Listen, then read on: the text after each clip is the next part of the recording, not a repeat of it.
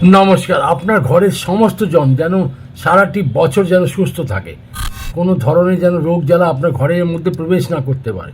ঘরের বড়জন হোক বা কোনো ছোটো বাচ্চাই হোক, কোনো মতেই যেন অসুস্থ না হয়, তার জন্য আপনাকে উপায় বলবো, ভীষণ ভালো উপায়। এটা করবেন, দেখবেন, বিশ্বাস রাখুন, আপনার ঘরে কোনো রোগ জ্বালা প্রবেশই করতে পারবে না। কী করবেন? প্রতি মাসে অমাবস্যাতে কী করবেন? একটি হলুদ কুমড়ো নেবেন।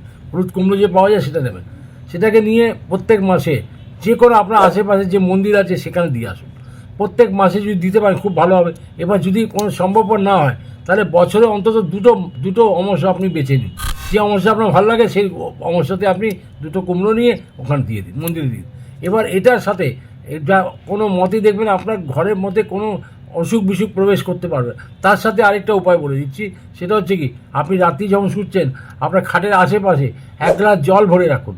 সেই জলটা ভরে রেখে প্রত্যেক দিন সকালে ঘুম থেকে উঠে ওই জলটাকে কোনো গাছের গোড়ায় দিয়ে দিন।